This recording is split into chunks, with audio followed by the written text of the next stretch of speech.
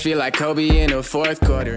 This is the Dane Moore NBA podcast. We are brought to you by Prize Picks. Coming at you late Friday night. It's April 25th. And coming up, we got Game 3 immediate reactions with Britt, Robson, and Kyle Theige. Today's episode is brought to you by First Resource Bank. And First Resource Bank has locations throughout Minnesota, including their new branch in Minneapolis. If you are a small business owner, I know from my personal experience that community banks like FRB can do more to help those with small business dreams. They got that hometown feel at all the branches, none of that rigmarole you deal with at the bigger named banks. FRB is also pumping money into a bunch of philanthropic endeavors all across the state, and their owner, Tim Siegel, is a big Wolves fan. So we would love if you checked out First Resource Bank.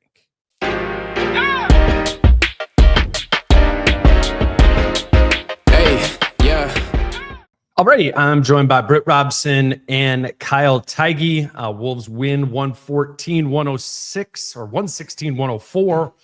They are now up 2-1 in this series, and I thought we'd just start with biggest takeaway from the game. What was when you think back on that game 3, Britt, where do you start? I think probably the offensive resourcefulness. I think the idea of, as usual, Lakers trying to take away Ant and trying to take away Julius Randle eventually. And once again, second time in 3 games, they couldn't account for Jaden McDaniels and he went off. It's a lot of takeaways, Britt. It's a lot of takeaways. No. I'm just talking about you wanted me to get into the resourcefulness of the offense. What was the one thing that stood out to you from this game? The fact that the Wolves exercise their offensive versatility, which to me is the key of the series. Yep.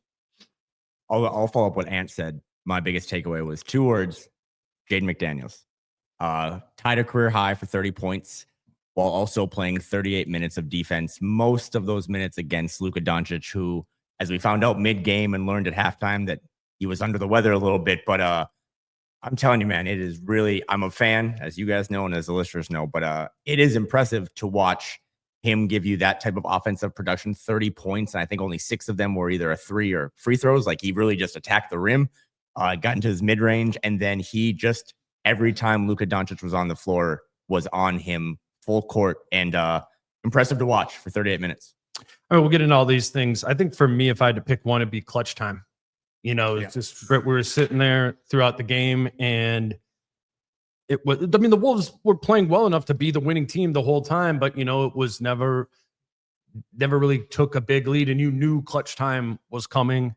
It was 103-101 with 5 minutes to go, and you think about it starts running through your head, right? All the games, all the times where they've been in this situation and the offense stalls out, Ant stalls out. There's a whose turn, my turn sort of thing. And it wasn't just Ant, but that time always starts with Ant, right? And he was in every facet of it. He was doing the playmaking. He was opportunistically scoring, finding his own opportunities. I didn't know that this team had this gear in the clutch, and for them to, they didn't have this gear during the regular season to do it in the postseason. I'll set Britt up with this, but to the clutch time thing, it was tied at 103-103 with 4:37 left, and Ant scored or assisted on each of the Wolves' final, I think 13 points, and also had that clutch block. So to Britt's point, when they exercised some of those late game demons, it was because Anthony Edwards just kind of leveled up in a moment where they needed him. And Chris Finch agrees with you. Chris Finch said it was the best clutch time performance of the year for them. Yeah. So, don't you agree? That's a pretty good endorsement. He said it on both sides of the ball. I think combined on both sides of the ball, sure. I've seen better defense, but I think that the offense was great. And the stakes, obviously. If you play tremendous clutch time defense and beat Charlotte in February, it's not the same thing as getting a 2-1 lead in the first round of the playoffs. Yeah, no, it's the offense that we're mostly thinking, or that's slowed them up, right? In those spots. And it's oftentimes, added attention on Ant. And I was thinking to myself, I was like, okay, why was Ant better in this clutch time situation, late game situation than he has been anytime throughout the season. Well, the Lakers are guarding him the entirety of the game in the way that he's normally guarded for the final 5 minutes of the game. I feel like sometimes that's what, kind of catches him off guard is that they're throwing him something new at the end of games. He's had, 3 games to kind of feel this look out that he didn't even know what to call after last game. And he got comfortable with it. He got comfortable with it over the course of the game tonight. And I thought he looked comfortable. That's what stood out to me. Now, do you want the elephant in the room, though? Which is always one of the reasons they had such a great clutch time is because they went with a different 5. Yeah. They had Mike Conley off the floor and they had Rudy Gobert off the floor. And throughout this series, the Lakers have taken neither one of those players seriously on offense.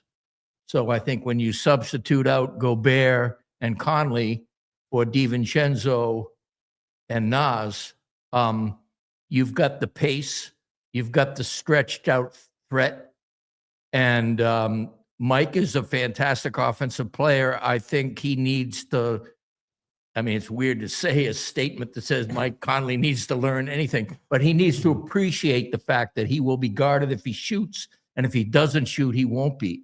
And I think that was key. He was reluctant to shoot in some of his rotations tonight, and in this fourth quarter, he was 2 for 2, and I thought that were buckets that he got because he was ignored for a while. Do you remember how he closed with Nas? Like, if you just think back, I was just looking at the play-by-play. So Rudy checks in for Nas at the 5:22 mark of the fourth quarter. It was a Jaden and 1. And then Luka immediately hunted Rudy, got 2 free throws. Wolves miss. Then Luka gets Rudy again, gets that little 6-footer, right? Finch calls a timeout, and 40 seconds of play. And then he subbed Nas in. And from there, the Wolves just went on, I think, a 13-1 run. So to Britt's point, I've always used to this regular season, Finch always just kind of like, all right, it's closing time. Let's go back to the starting 5. But I think closing with Nas instead, Nas hits that big 3 when Ant drives baseline and finds him. And I thought, I was like, wow, that was one of Ant's best plays he's ever made. And then post game, he's like, yeah, I just kind of drove and threw it and hoped someone was there. But yeah, I thought Nas Reed had some really timely buckets, especially in the fourth, to help them close it out. The closing lineup was Nas Reed at the 5, Julius Randle at the 4, Jaden McDaniels at the 3, Anthony Edwards at the 2, and Dante DiVincenzo at the 1. And if you remember back at the beginning of the season, they ran that lineup a lot. It was Dante in for Mike and Rudy, and Nas in for Rudy. And that group got annihilated at the beginning of the season. The numbers were terrible. If you even look at the season as a whole, it was their worst 5-man lineup of the entire regular season. And I remembered that, and saw that was the group out there closing. I was like, ooh. But I think it's a sign of growth of the season, because that group stunk at the beginning of the year when, I don't know if Julius knew how to play with Nas exactly. Dante didn't exactly know how he fit in at the 1. I think, one, it's ballsy to go to that as a coach. Like, you literally look at the numbers. It's comparatively terrible to the rest of them. But it's a belief that we figured out some things over the course of the year, and then also applying it to this game in particular, which, to your point, Kyle, Nas hits that 3, and Ant finds him, trusts him to find him there for that 3. Well, they did not trust Rudy Gobert in this game offensively, and I don't think Rudy had a bad game. He had the great blocks and all that sort of stuff, but they needed to have 5 players out there at the end of the game that they could score with, and that group absolutely did that while still being defensive enough, right, Britt, where, that group can at least switch 5. You're not going to get the Luka hunting things as much against it. It was an interesting move, by Finch at the time, but it was a move that considered how this team has developed over the course of the season, and ignored the fact that, yeah, some of these things didn't work in November and December, but that is true about this team in general, that things that didn't work at the beginning of the season aren't necessarily things that should be ruled out right now. I think that another key thing, I remember when Finch talked to me before the Cat trade in September, the big interview that I do every preseason, and mentioned that he wanted to get Jaden McDaniels more involved in the offense as a creator, and he wanted to get Nas Reed in at small forward on a big lineup. And weirdly enough, here we are full circle. He kind of accomplishes both with that lineup out there. He has 3 guys who are 3, 4, 5 slash, I mean, they all can play the 3 if the other's at the 4, the other's at the 5, and vice versa. They are interchangeable front court pieces. And in addition to the fact that they all like pace, and that they all are comfortable defending the perimeter and defending in the paint. They do it better or worse than others. Jaden is obviously the wing stopper. Randle, in my opinion, is the guy who you want face up on the big man. And Nas is one of those chase down and close out guys in the corner, if we're talking about defense. On offense, obviously, Jaden McDaniels remains a secret. And twice now, the Lakers have not game planned for him to burn them. They have not paid enough attention to him. And it's going to be really interesting to see what happens in the series going forward, because it's been twice in 3 games now. And they should, right? They should. He should be. It's one of the things that I spent the entire post game trying to figure out. He said Finch said he got all of his points in the flow. Well, in game 2, I don't know what the stat line was, but he disappeared. And that happens more often than it should now. We've gotten to the point where, we know that when Jaden McDaniels pulls the ball down and goes baseline or comes from the slot, usually good things happen. And usually one of the reasons good things happen is because he has an insufficient defender on him. And that's because Julius Randle and Anthony Edwards are out there on the court, and they've got to quasi-ignore somebody. And they were kind of doing it with Rudy, and they were kind of doing it with Mike Conley, and they were kind of doing it with Jaden McDaniels. They wanted to appropriately lean on the high-usage guys that flirt with triple-doubles every time if the Wolves are playing well. And what Finch did was substituted 3 guys who can't be ignored that way. 24 points in the paint for Jaden McDaniels is the most in Timberwolves history for a playoff game, which, you think about Jimmy Butler, Karl-Anthony Towns, Kevin Love. For him to be the guy that sets the franchise record for that. One more thing on the Rudy thing, in case we don't get back to it. I just thought this was interesting. Rudy's played 78 minutes in this series. He has 9 points and 15 total rebounds. I mean, it's to the extent that defense, makes it more complicated for Ant and Julius to attack. It also largely negates Rudy or forces his opportunities to be those deep seal duck-ins, that they don't want to pass to him on. I just think it's worth bringing up that he has played that many minutes, about 25 minutes a game, is so not an offensive threat and is not even a threat to rebound, but he's giving you so much good stuff defensively that I think it made, I don't want to just gloss over the fact that he just put Rudy in. I think he was going to close with Rudy, and then he got scored on twice. And I was like, you know what? Let me pull that. Let me not be stubborn. Let me not be conservative. Let me go with Nas. I think that move might have won them the game. Right. No, I mean, absolutely. And that they've developed this sort of willingness to close with different guys of the starting 5. I mean, it wasn't just Rudy out, it's Mike out too. All those guys want to be closing, but this has been at least something Finch has said all year. Like, we need to be comfortable with different guys closing. I think I remember some games back in like November and December where it was Rudy didn't close or Julius didn't close or whoever. And, you go into the locker room after the fact and the guy who didn't close isn't in there, and they were out. But, just talking to Rudy in the locker room a little bit afterwards, I think he overall is pleased with his role in this because he is impacting the game defensively. Would he like to get a couple more touches inside when he's wide open? Sure. But it does, at least thus far, it seems like he's comfortable with, closing or not closing or whatever the series presents. The series does not present a lot for Rudy Gobert. I mean, this team is playing their laser lineup, right? Where like Dorian Finney-Smith or LeBron is the biggest guy out there. There's not a lot of situations for Rudy to be able to maximize. If Rudy is comfortable in his head or rationalizing well in his head about this, I think he's got more character than 98% of the people who play in the NBA, because he said the day that the Wolves clinched the 6th seed by beating Utah and knew that the matchup was against the Lakers, I've got to dominate. And also, he had just gone through a stretch where he not only was phenomenally important on defense, he was also phenomenally important on offense.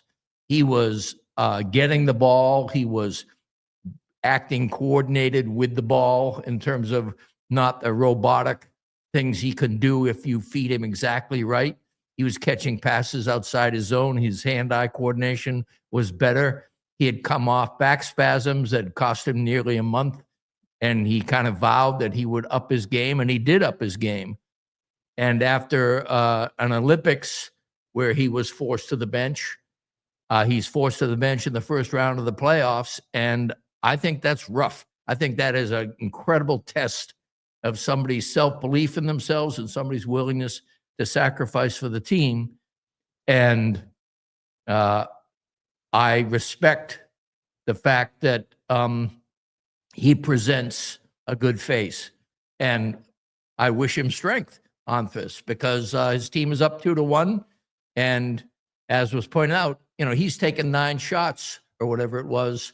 That would happen. That would happen like, in a half for a lot of March and early April. So it's a huge change for him.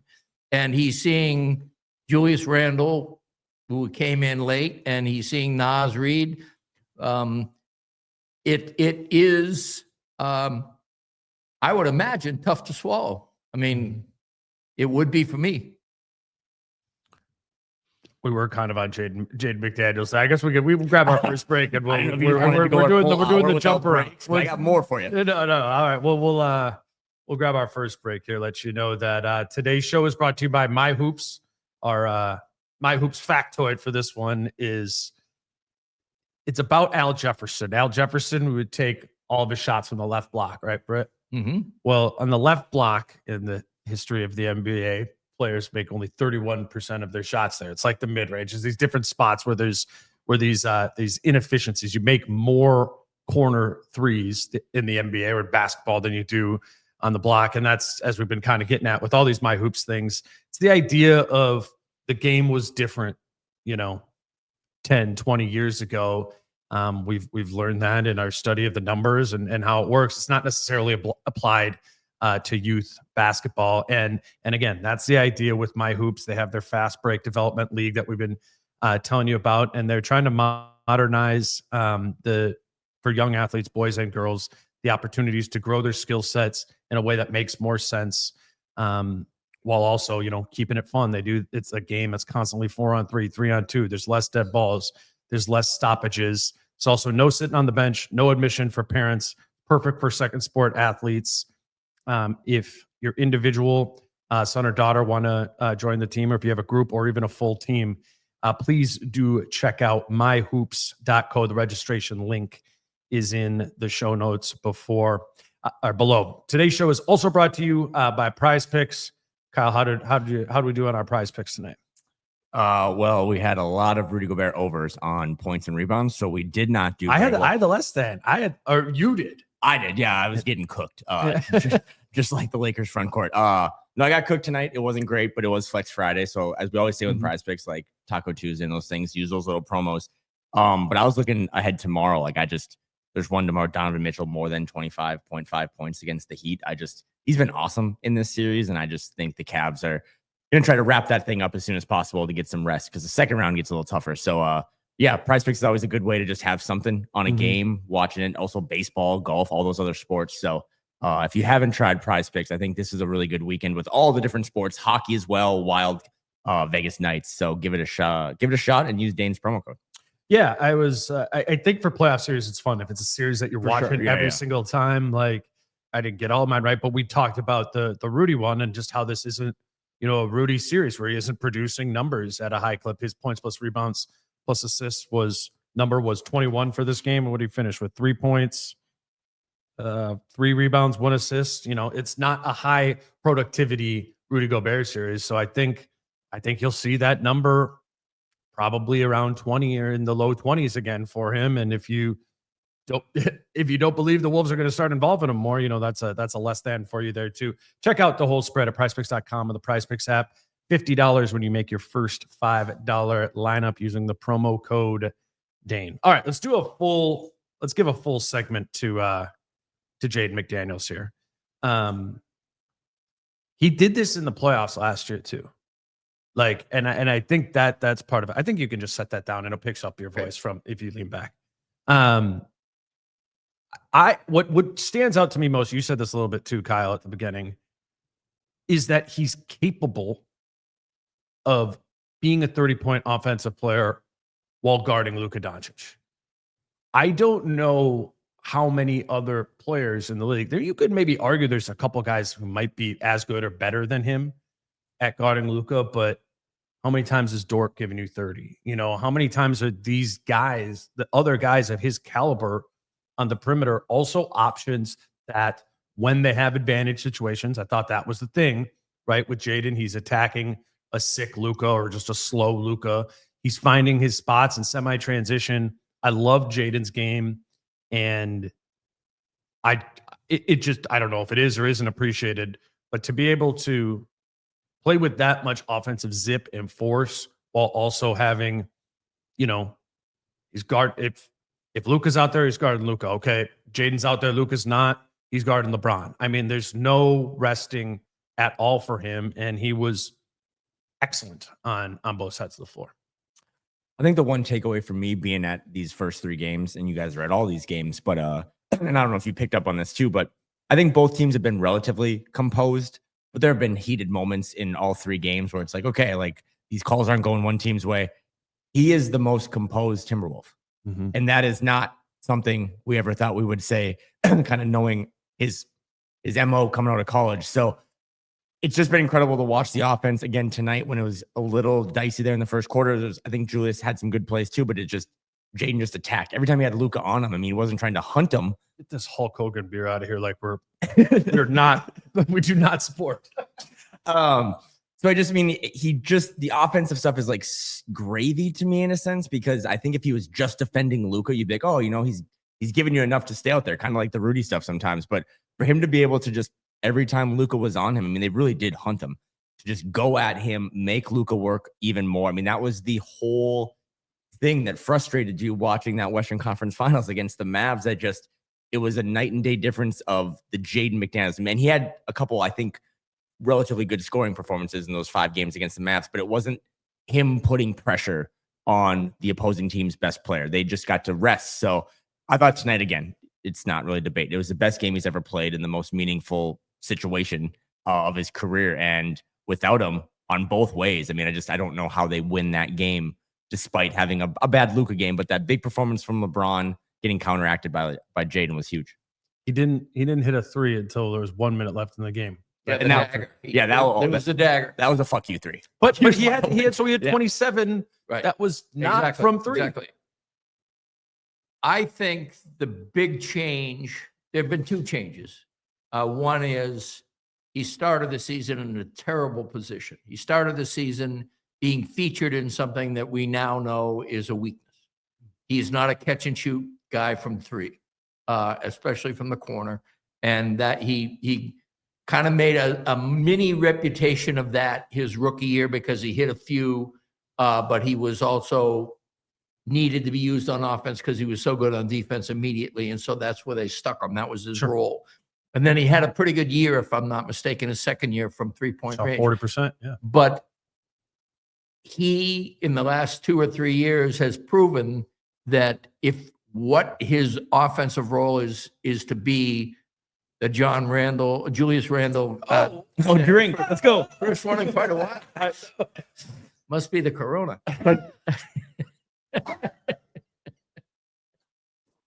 This is what we get. So, My bad. anyway, back to John Randle. Yeah. Your thoughts. I just think that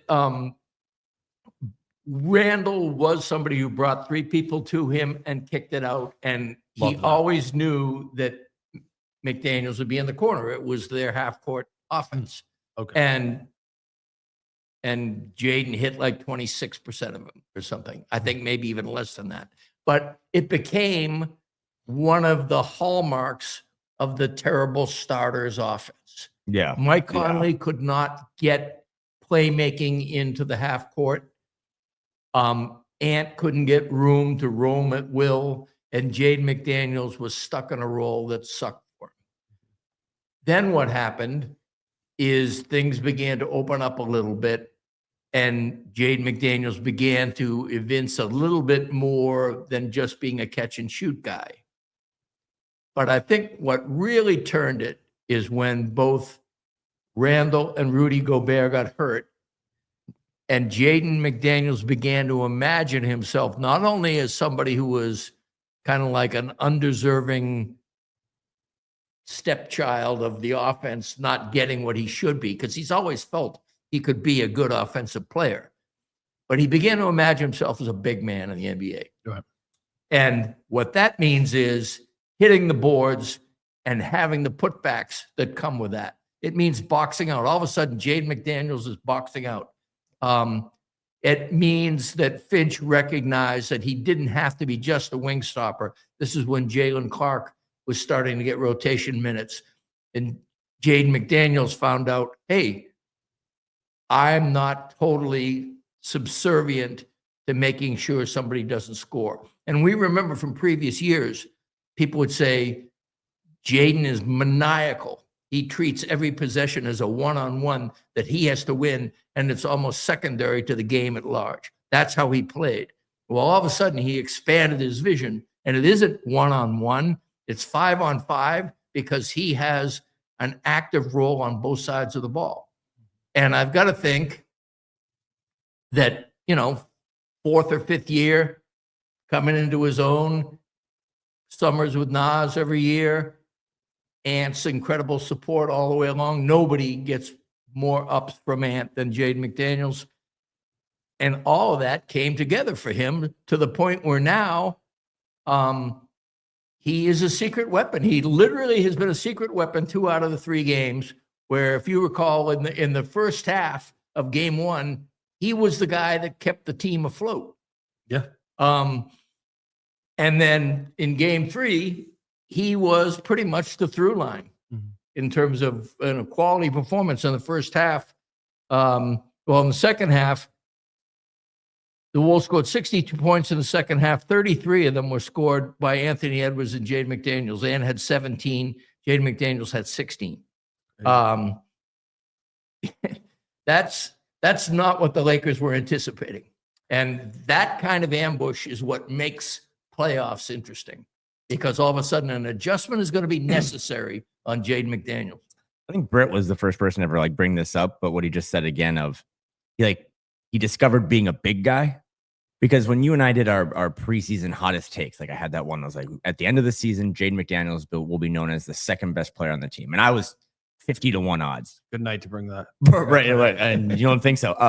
But he shot 30. I mean, I thought to get to that level, it was going to be because, and this is kind of stupidity, is that he was going to become a 3-and-D guy. The D was always there. He's second team all defense last year. But I thought, to Britt's point, when he shot 40% that third year, when there was no Carl, or they missed Carl a lot, that he would regain that shooting form. And I actually don't know if Jaden will ever be a good 3-point shooter. I don't think Jaden McDaniels is a 3-and-D player.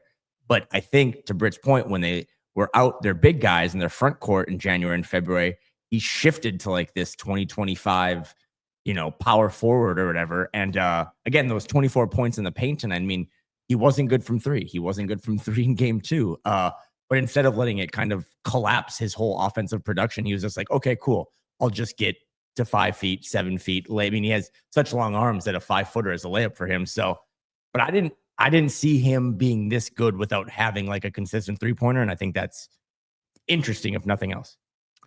What position was Kyle Anderson better at last season? Small forward or power forward? Power forward.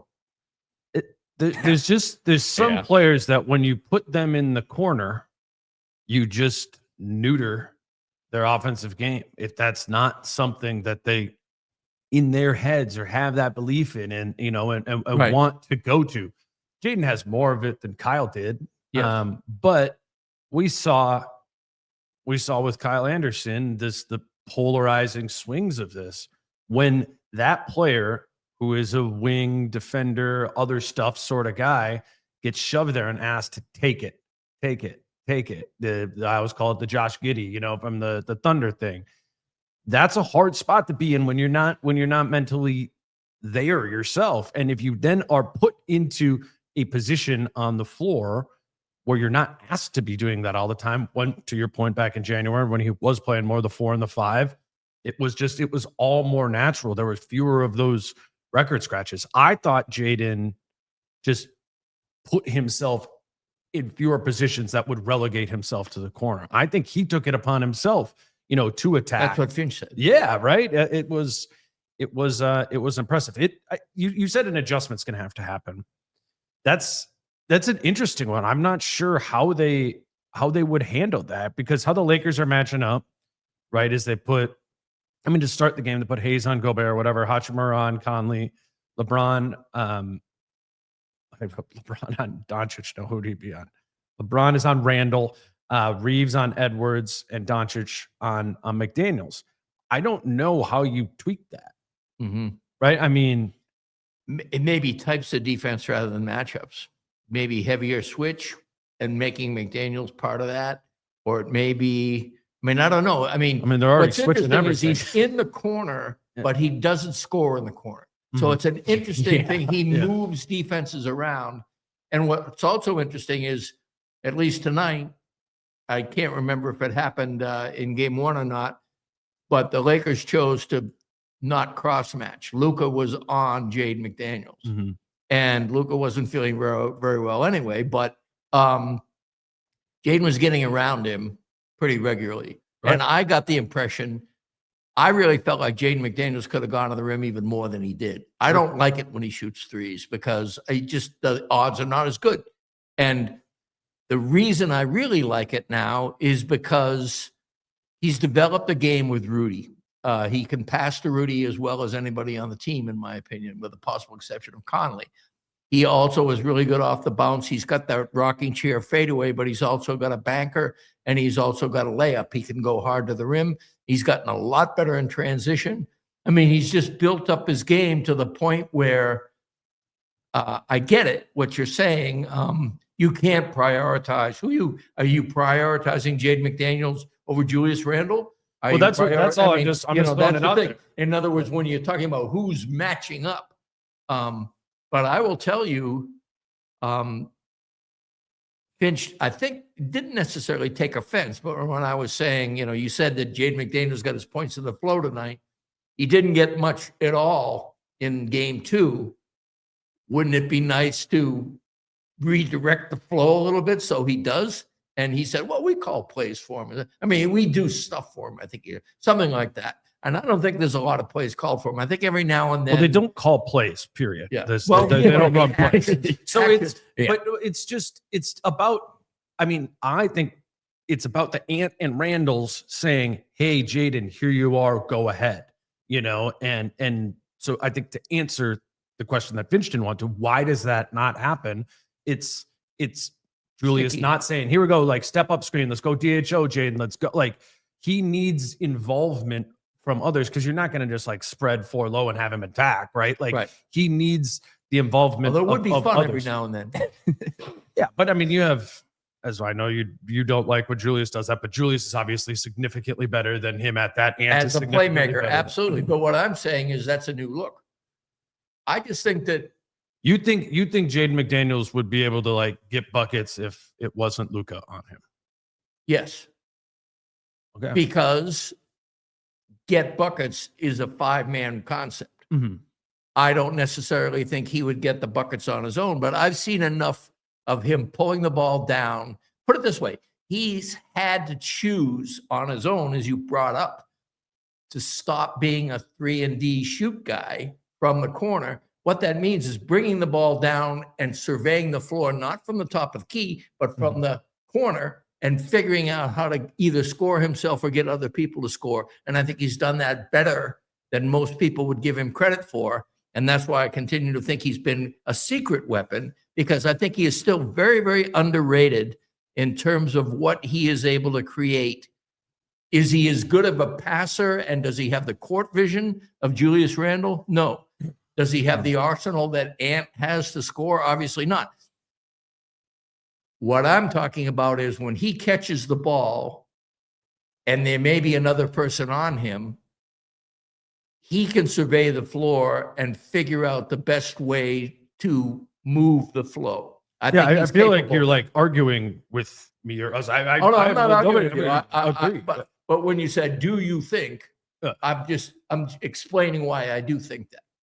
When you said, do you think if McDaniels had somebody on him that he'd be able to create? And you looked a little dubious when I said yes. Well, I guess what I'm just trying to figure out is like, if they need to put Luka on someone, is it going to be Jaden again? You know, like, why wouldn't it be Rudy? Put Luka on Rudy? Yeah, I think that would probably. I think that's a real adjustment. But other than that, if it isn't Rudy, you know, and then the Wolves could just go small there. I think what we're getting to the point of is they have lineups that they can attack Luka whenever they want, you know, and Jaden being this level of player unlocks that. If Jaden is the game 2 player he was or is not being included into the flow, right? Then that's a safe hiding spot. Look at the Western Conference Finals, you know, last season. I would assume they go with Luka on him again and it's tested again, because if I'm JJ Redick, I don't know what the opportunity, like, how do I switch that, you know, right, Kyle? Yeah, I thinking in the moment, putting Luka on Rudy might be the adjustment you see in game 4, because I don't know about you, but I remember like 4 or 5 times where there was a high pick and roll and Rudy cut to the basket and he is wide open and they never threw him the ball. There's a couple of times like in transition where Rudy would get down court and he would have Luka pinned on him. If that was the Lakers, they would throw those get ahead passes just to do something. They did it tonight early with Rudy on Mike, but they just don't throw Rudy the ball. So if that's something that JJ Redick does, but I think you give up a lot of other. Well, you give up a million offensive rebounds probably. Yeah. I just think, I mean, I posited that to you, like what would be the other options, but just, you know, thinking about it here, like, I don't think they can do anything with Luka other than continue to have him guard Jaden and test it again. Like sometimes we just get to points in series where we go, they need to adjust. And, right, that's what I was and I'm not really sure there's like, well, now, really an adjustment for Jaden. And so far, they're a 3rd seed that's 1 and 2. Mm-hmm. So I think that something unexpected has happened. And if I look at the 2 games the Wolves have won, what's unexpected is that your wing stopper is killing you on offense. Mm-hmm. Just to close the loop on Jaden, because this podcast has developed some catchphrases or some popular trends throughout the year, but Jaden McDaniels being the barometer of this team's offense. When he scores 25 or more points, the Wolves are 6-0 this season. So after game 1, I think the Laker mentality was, let's see them do it again. They're not going to shoot like that. In game 2, they obviously went ice cold, but then it kind of zigged and zagged again tonight. So letting Luka be the predominant matchup for Jaden on the defensive end when Jaden has the ball in game 4 is going to be a risk that at some point, to Britt's point, like, I just don't think the Lakers have a lot of other options. Like they don't have as many levers to pull as Minnesota does. So whoever's Luka is guarding, that's going to have to be the matchup that they attack. Julius Randle, I thought he was really effective. There was maybe a little bit too much of him, but in game 2 when the offense was going to him over and over again, but it was like, okay, at least there's something here. Julius is isolating. He's getting some buckets. It's better than the alternatives. I like this version of Julius, which was, it kind of felt like it kept a floor to the Wolves offense the whole time. And we know there's just, this team can just like crater down into dips of 10, 15 possessions where the offense just bogs down. And I thought Julius was a consistent presence of offensive production throughout the game when the game called for it, you know, and it was in the classic good Julius ways of, here's an advantage situation, right? I got Reeves on me in the post here. I'm going to go into this until Hachimura comes over, skip, boom, and 3. It was the good Julius games from the beginning of the season. I mean, or not the beginning of the season, throughout the season. It was just one of the only times this year that's happened And he's been doing the good Julius stuff while other offensive pieces were like, okay, thumbs up. Ant's playmaking. All right, Jaden's going off here. Dante's coming in from the bench. Nas is hitting threes. Sometimes, or many times throughout the regular season, it felt like Julius could only be an innings eater when other guys weren't doing anything. I love the way he ate innings amongst Ant's play, amongst Jaden's play. And I mean, you just go back to the beginning of the trade, the beginning of the season. There's the question of, could that ever happen? Could he ever kind of fold in a way that fit perfectly? And I'm not saying he fits in perfectly, but tonight, to me, it felt like he did. Remember when you did the podcast after the trade with like that Knicks film school and you guys kind of broke it down? And like one of the things was about Julius Randle is like playoff Julius. Mm-hmm. I mean, he's averaging 22 points in this series. It's just 3 games. He's shooting 52% from the field, 50% from 3. He got to the line tonight 10 times. I'm not going to pretend like I watched all of Julius Randle's playoff games before he got to Minnesota, but this has got to be about as good as it's ever been in his playoff run, right? I mean, he had those 7 turnovers in game 1, which he's really cleaned up. He only had 2 tonight, but he has been, I mean, it's a lot about Jaden tonight, and obviously Ant closes the game, but I think he's been their steadiest player by a mile for these first 3 games. Yeah, I think the reason he stunk in the playoffs in New York is he was the primary option, guarded by the opposing team's primary defender, loaded up against him to take away him in ways similar to how the Lakers are trying to take away Ant. And Julius isn't that level of offensive engine. He's just, that showed. What he is a hugely dynamic weapon when he's in an advantage situation that can overpower you physically. And if you provide the requisite help, he's a good passer out of it. It's, to me, with Randle, or what I've learned over the course of the season, it's about, this is a yes situation, and this is a one dribble. No, this isn't it. Let's move it. Like, let's get to a DHO. Let's get to something else, and only attack stud defender if there's 5 seconds left on the shot clock. And he's moving more and more to that over the course of the year, of like situations you would approve of from him, of like, yeah, that one, that one makes sense. And there's sometimes he's the second option on the teams, so he's got to go and take some of those, grenade type looks. But I just feel like, particularly through these last 2 games, he's doing a really good job of picking his spots. And to the playoff point, I don't know if I would have expected that in this series. Well, I keep coming back to offensive versatility. There's a reason that I am high on this team and actually feeling good about this team, whether they win or lose this series. They've already given me a level of play that I frankly wasn't sure they could deliver. And I think a lot of it, they flashed in January, March, and April. February had all those injuries, including Julius Randle, when they went 5-8 in the 13 games he was out. He was out, ironically, for every game they played in February, but none in January or March. Yeah, right. But what he gives you is a battering ram down low. The old-fashioned bang, bang, turn around, it's going in. A freight train in transition when he hits that banker going 30 miles an hour, and somebody who you kind of get the sense that as he's banging people is looking for passing. He knows already he wants to pass.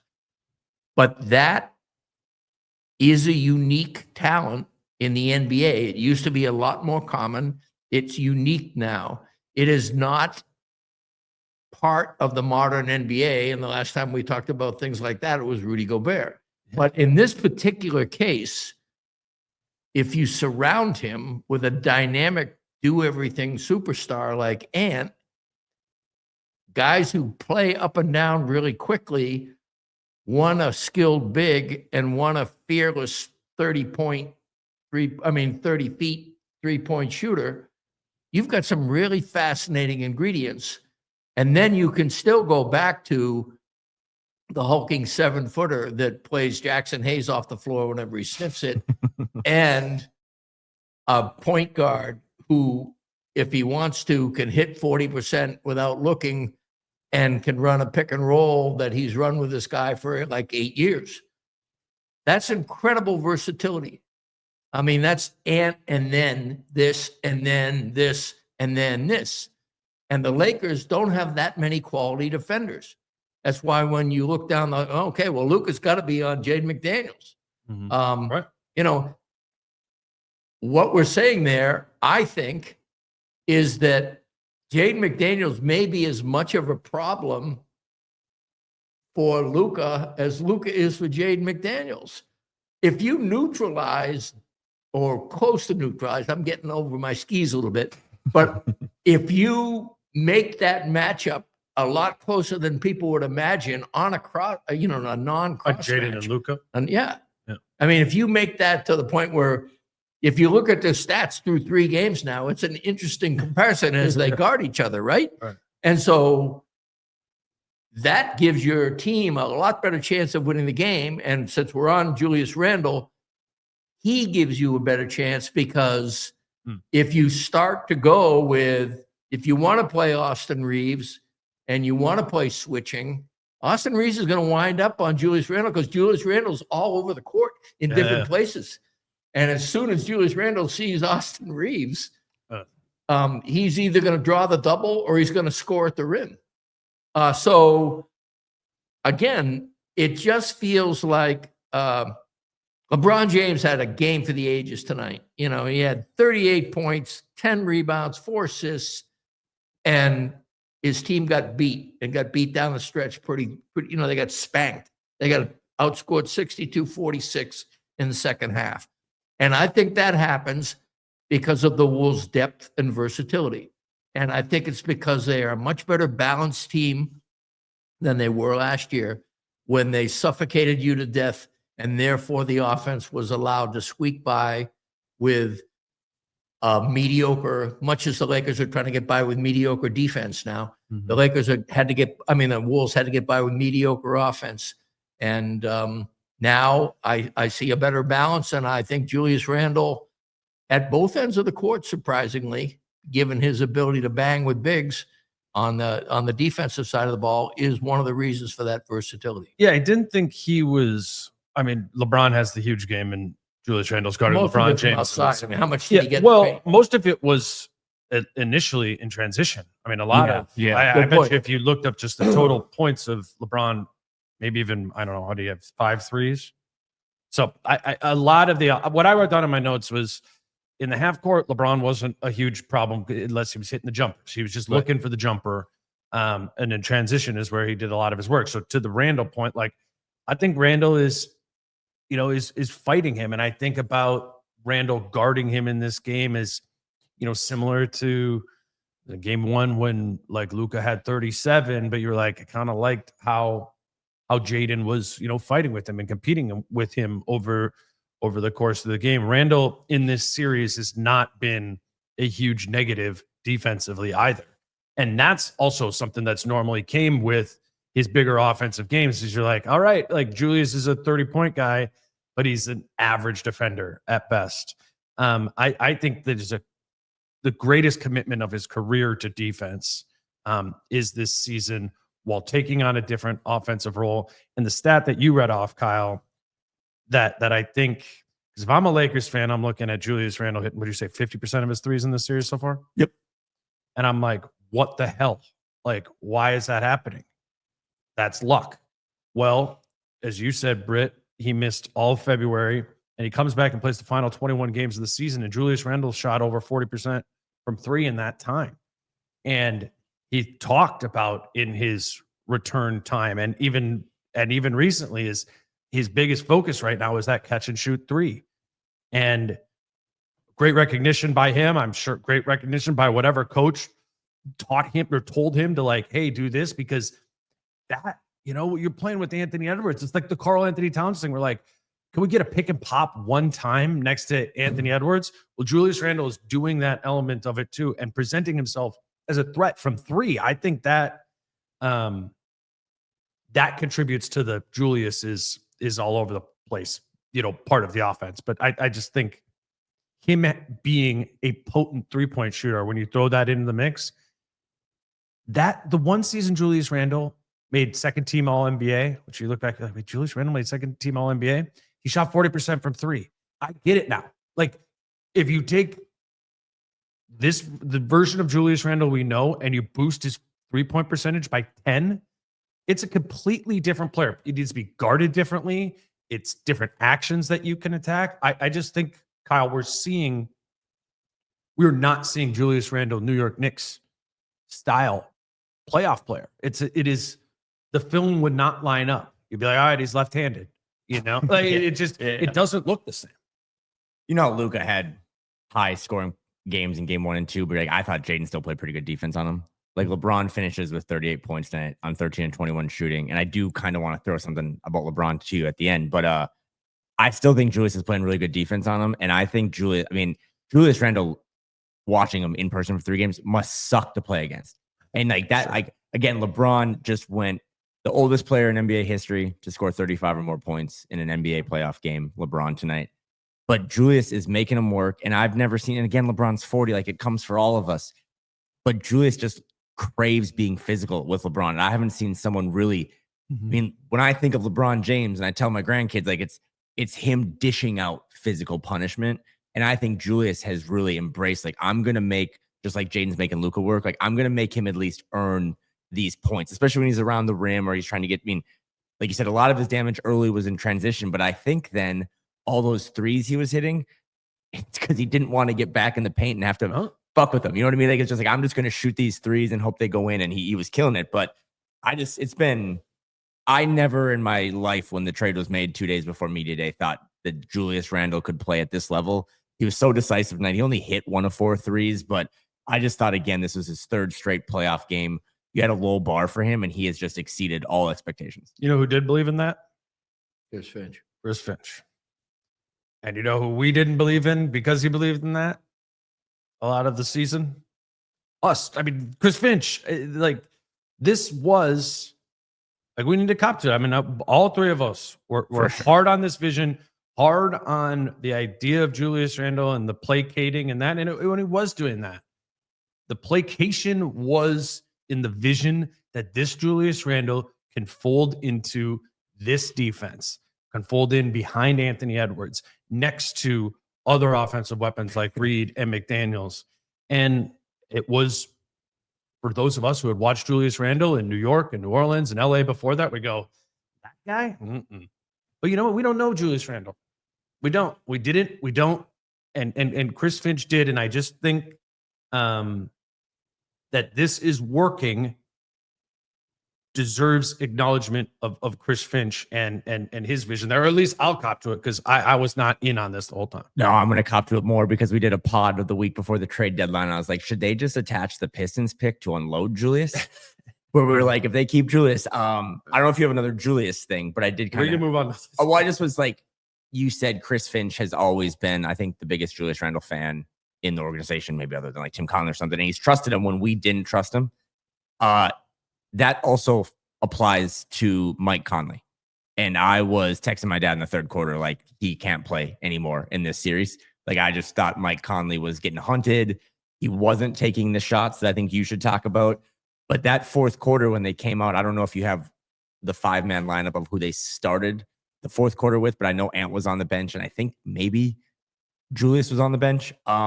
Reed, Randall, Alexander Walker, DiVincenzo, and Conley. Kind of an odd lineup, but Mike gave them just a jolt of energy on both sides that they really needed it. And I think, just like we have to kind of eat crow and take our medicine on the Julius Randle stuff, I mean, I was banging the table at halftime of like, is Mike going to start the second half? And I thought Mike, once again, as he's always done, kind of shut us up by some big shots and just some big hustle plays.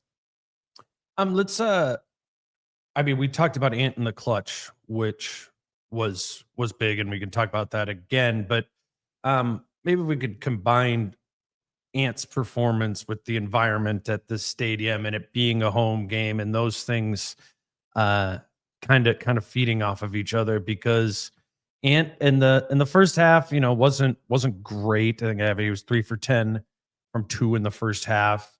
I had a little bit of playmaking stuff going, but he he kind of swelled with the crowd, with the time, and seemed to be right, Britt. You know, a big player who stepped up at a big time in a big series against big players. He looked like a smart, functional, and physically dominant player that, you know, we don't always expect to get from him. I don't ever recall appropriately criticizing a star as much as I appropriately criticize Anthony Edwards, and yet look at the stat sheet and know that even though every single isolated criticism I had was accurate, that what he produced was dwarfed the weight of any criticism I had of him. He was always, I mean, I guess what I'm saying is Anthony Edwards' bad games are extremely good. And his mistakes, especially if you know the game, especially if you know the game within the game, and you can see where he doesn't hit open teammates, or where he chooses to go 1-on-5, or where he decides he's not going to defend back cuts, or where he decides on a transition, he's not going to match up with that guy. He's going to match up with some other guy, which forces a teammate to scramble to get the less geographically appropriate matchup to him. All of these things happen over and over and over again. And even so, what you have is a player who continues to deliver 25 to 30 points a game. And when he's on, 6 or 7 rebounds, 6 or 7 assists. And you find yourself, I mean, I find myself, and I've got to learn, being super critical just continues to make me look silly, but he'll hit a 3 and I'll go, finally. You know, it's like, it isn't like, you know, I mean, if you think about that for a second, that's the wrong attitude. The attitude you need to take with Anthony Edwards is you take the teaspoon of the bad with the tablespoon of the good and enjoy the meal. Mm-hmm. Because the meal is nutritious and bountiful.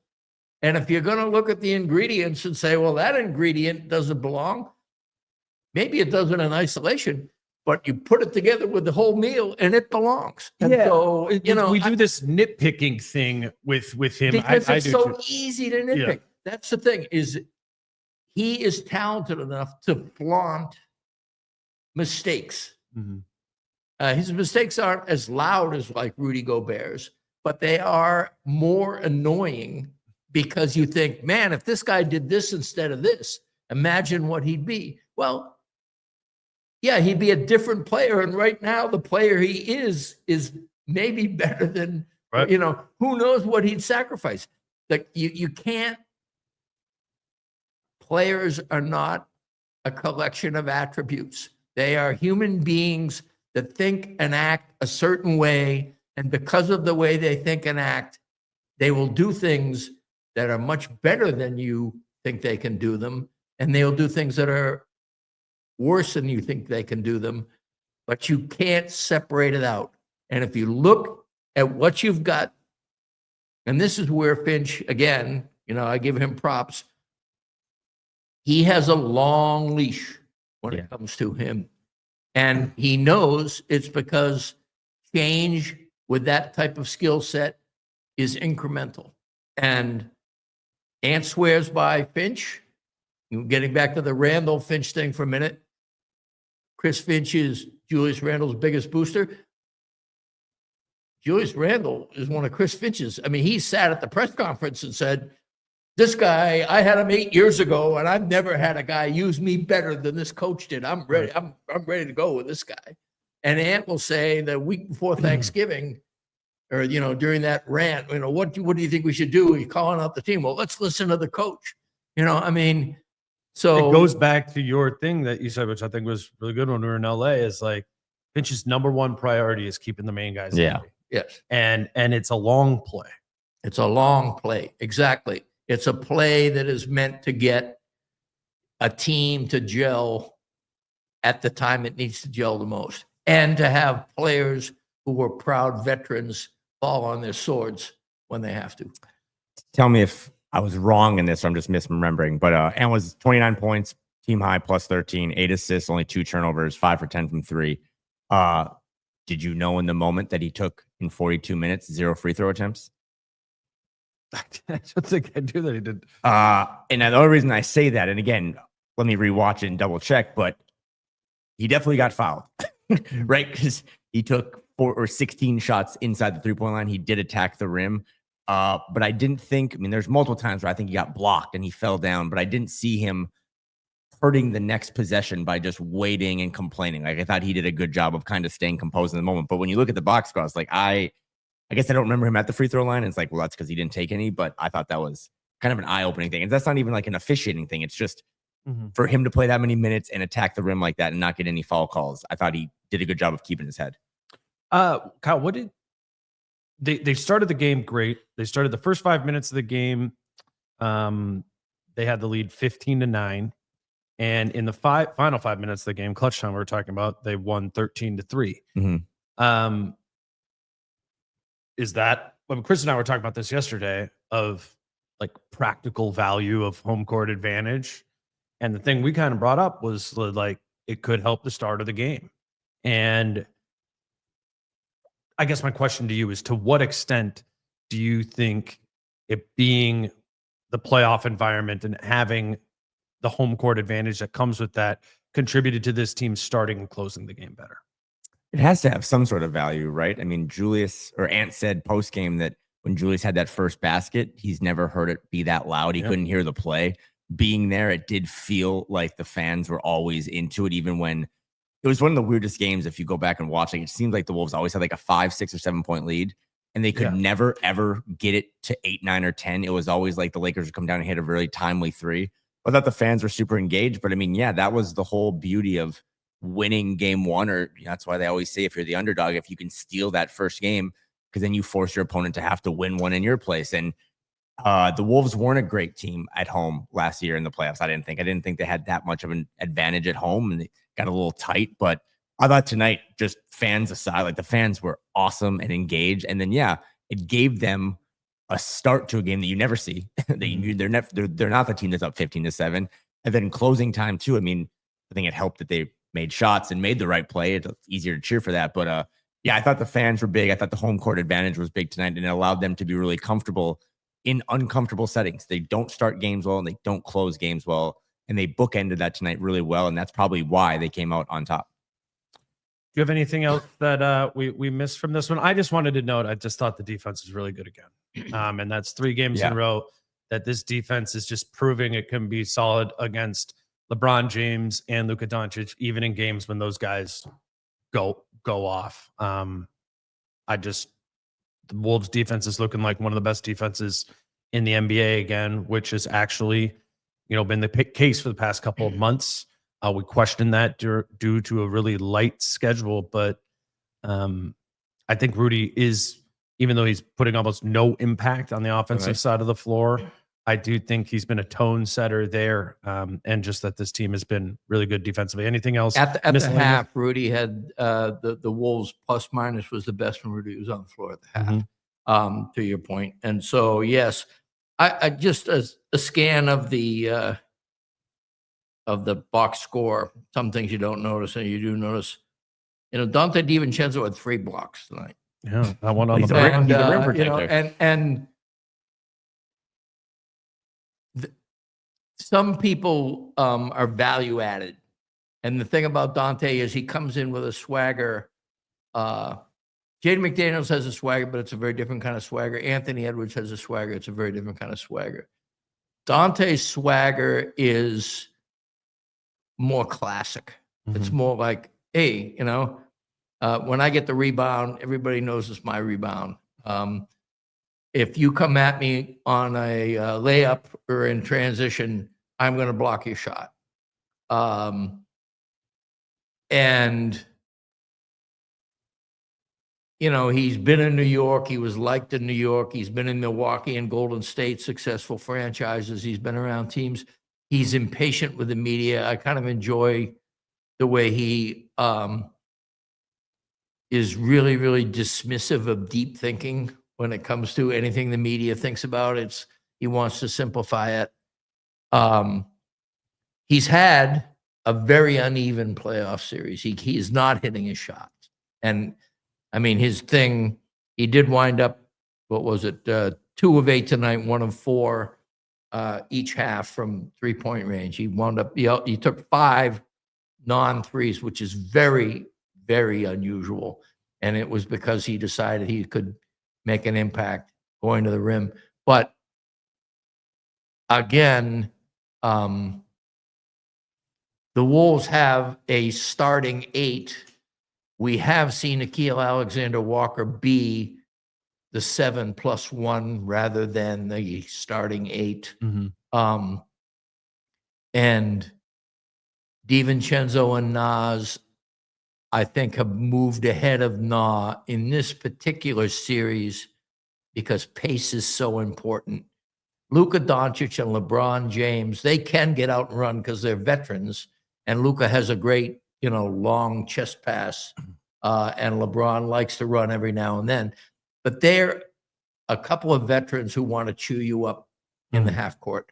And if you can get out and run, especially if, you know, it's frisky new legs off the bench, and you've got Naz Reid and Dante DiVincenzo, I just think that I am not in the camp that is, you know, ready to take Mike Conley's head off and install Dante DiVincenzo. I get it. But I also think that tonight was the first night where the Wolves actually got a first quarter lead. But it was always nice in the previous 2 games to know that when Naz and Dante came off the bench, and obviously in game 2, that was a colossal bust. But they turned around the game in game 1. And if it's not an ace in the hole, it's 2 kings. Yeah. You know, and so I wanted to give, you know, 5 minutes for Dante, even though I acknowledge he didn't have a great game. Well, he was big. He was big at the end of the game for sure. Then and earned the closing. I had like one of my things down was like bench still underwhelming, and I deleted that. You know, kind of after the fourth quarter. Do you have any other final takeaways? Yeah, I got some random things because these are more fun doing them with you two when they win, as we learned after game 2. But I started watching. You know, Michael Jordan's probably still the GOAT for me, or whatever. But I started watching LeBron when I was a 7th grader at South Middle School. He's been in the league now for 22 years. So as fun as Jaden was tonight, it was really fun to watch what LeBron was doing. I mean, he had those 3 threes in a row, and as loud as Target Center was, I've never heard it more quiet after the 3rd one. But his 38 points tonight were the 2nd highest scoring playoff game since the bubble for LeBron. So he definitely, as I was telling everyone that wanted to listen pregame, you and I were walking around, I was like, LeBron's not going to give you 30 in this series. So that was a great take by me. Timberwolves history. Britt's our historian. With Anthony Edwards on the team, the Timberwolves have 14 playoff wins in 5 seasons. Without Anthony Edwards, they have 18 playoff wins in 31 seasons. And then last but not least, as I look at the clock, and we're recording this at 2 a.m, game 4 is in, let me do the math, 36 hours. And I think everything we just talked about is a good recap of game 3. But I think that factoid is the thing to look at for game 4, because the best player on the Lakers, we don't know if he's got it all out of his system yet. LeBron, the big 3 tonight for the Lakers, all played 40 minutes. 2nd game in a row, they've had to play 40 minutes. I told you guys that coming in tonight, they played 2 games in 14 days. It's a really early turnaround on Sunday for a Lakers team that has continued to show they're just going to try to grind this out with their 3 best players, and they don't have many other options on the bench. So game 4 is right before you know it, and it's going to be interesting to see if the Wolves, again, Finch said tonight, we didn't play fast enough. Can the Wolves come out on a matinee game when they're not good against a team that might be a little tired and play fast enough and try to get another hot start in that first quarter? And hopefully none of the Wolves players think about any of that, because if they do, then they will lose. You know? Amen. Don't Amen, listen, brother. don't turn it off. Turn it off. No, it is going to be interesting to see. We've had the long gaps between the games. You add in the Luka illness factor or whatever, and LeBron, you know, playing a ton of minutes with a quick turnaround there too. like this is the Wolves series to lose now at this point, right? I mean, they have more answers than the Lakers do, and I think this is, if the, as Rudy Gobert always says, we are our biggest opponent. The Wolves are playing against themselves the rest of the way. I don't put, somebody's probably gonna get annoyed that I said that, but if you understand the context of what this Wolves team has been this season, oftentimes last season too, their biggest opponent is themselves. And as it was in game 2, it's gotta, there needs to be a consistency. There needs to be a consistency to this team, period. That's it. I think they have more gears to lean that foster consistency for them. But the biggest thing with this team that leads to inconsistency is mental approach, which an Ant is the biggest culprit with that. Ant's approach to every quarter, every time he was in, even the beginning of the game, you wouldn't look at the numbers that well, didn't pop, but he was reading the coverage there. He was looking to find to break the gap, help to do those things. If he has another great approach to the start of this game, on a matinee game for Ant too is a thing. Yeah. Well, then if you take care of that, then you're rolling into LA up 3-1. It's about that approach. The Wolves have enough gears to beat the LA Lakers. They have more talent than them. That's what I missed, I think, in this series or what I've learned over the course of the series is that the Wolves have a level of talent that just pretty clearly clears the Lakers, even if it's not just at the top of it. So we will see on Sunday. That'll be game 4, and we'll keep rolling with this thing. Again, Wolves win game 3 was our final score. Sorry, 116-104. Appreciate you guys doing this late on Friday night. And yeah, we'll be back. We'll be back for game 4. Until then, he's Britt. He's Kyle. I'm Dane. Peace out. How I'm feeling, man, I hope it never stop, yeah. Green and hot so you can find me in the crowd, yeah, yeah. Don't let standards ever bring you down, yeah.